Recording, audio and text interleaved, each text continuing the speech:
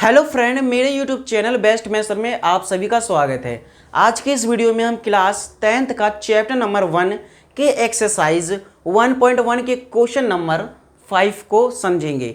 तो चलिए स्टार्ट करते। क्वेश्चन नंबर 5 हमसे क्या कहा है कि जांच कीजिए कि क्या किसी प्राकृतिक संख्या n के लिए संख्या 6n अंक 0 पर समाप्त होती है, यह हमें बताना है। तो चलिए कुछ पहले इसमें बातें समझ लेते हैं, ठीक है। तो एक लाइन खींचेंगे, ठीक है। अब मान लीजिए जो हमारा n है, यहाँ पर 6n इस तरह से हमें दिया हुआ है, ठीक है। ये चीज़ हमें दिया हुआ है। अब जैसा कि पता है n का मतलब है कि जैसे कि प्राकृतिक संख्या, नेचुरल नंबर, इस तरह से भी हम कह सकते हैं। तो जो n है, n के जगह हम यदि प्राकृतिक संख्या रखते हैं तो क्या वो 0 पर समाप्त होगी? तो नहीं। चलिए एक बार चेक भी कर लेते हैं। जैसे कि मान लीजिए 6 के पावर 1 लेंगे तो 6 का पावर 1 यानी कि 6 ही हो जाएगा। 6 का पावर 2, ठीक है, इस तरह से। तो 6 गुना 6 कितना हो जाएगा? 36।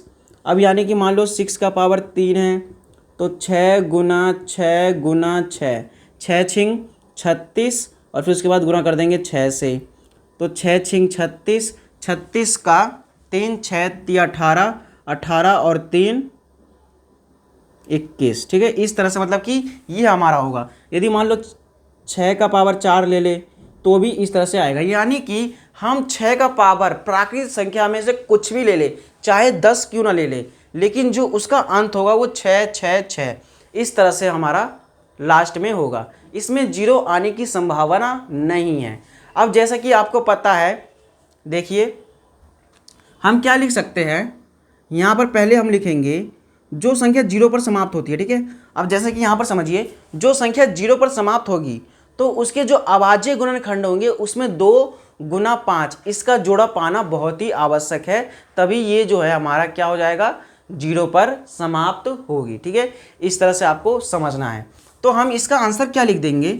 जो संख्या यहाँ पर लिख देंगे, जो संख्या यहाँ पर लिख देंगे इसका क्या आंसर, या फिर इसको कह सकते हैं सॉल्यूशन, ठीक है। जो संख्या 0 पर, ठीक है, जो संख्या 0 पर समाप्त यानी कि 0 पर समाप्त होती है, ठीक है, वह होती है, वह उसमें क्या होता है?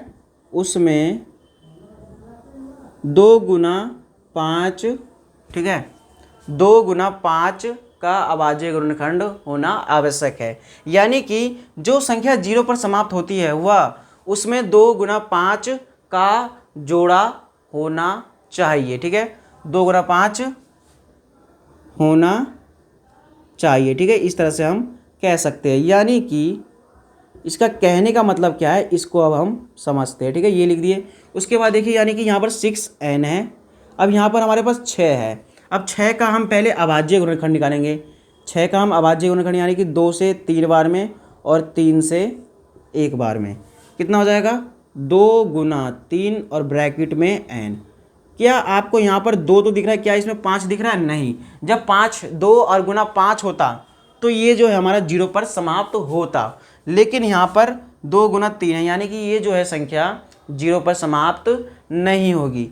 इस तरह से आपको समझना है, ठीक है। तो आई होप आपको समझ में आ रहा होगा। उसके बाद n का वैल्यू लगते तो हमारा आ जाता, लेकिन यहाँ पर जो हमारा इसका अभाज्य गुणनखंड है वो क्या है? 2 गुना 3 है। यहाँ पर लिखेंगे अभाज्य गुणनखंड, अभाज्य गुणनखंड क्या है इसका? 2 3 है, परंतु 2 5 होना चाहिए, परंतु 2 5 होना चाहिए, तभी क्या हुआ? ये 0 पर समाप्त होता है, ठीक है। तभी यह 0 पर समाप्त होता है, ठीक है। इस तरह से हमारा ये आंसर हो जाएगा। बस आपको बना कर लिख देना है और समझ कर। तो इस तरह हमने जांच कर लिया कि ये 0 पर समाप्त नहीं होगा, कारण भी लिख दिया। और इस तरह से जो हमारा क्वेश्चन नंबर यहाँ पर जो हमारा 5वां था वो क्या हो गया, कंप्लीट हो गया। अब मिलेंगे हम क्वेश्चन नंबर 6 में। जब तक के लिए धन्यवाद और थैंक यू।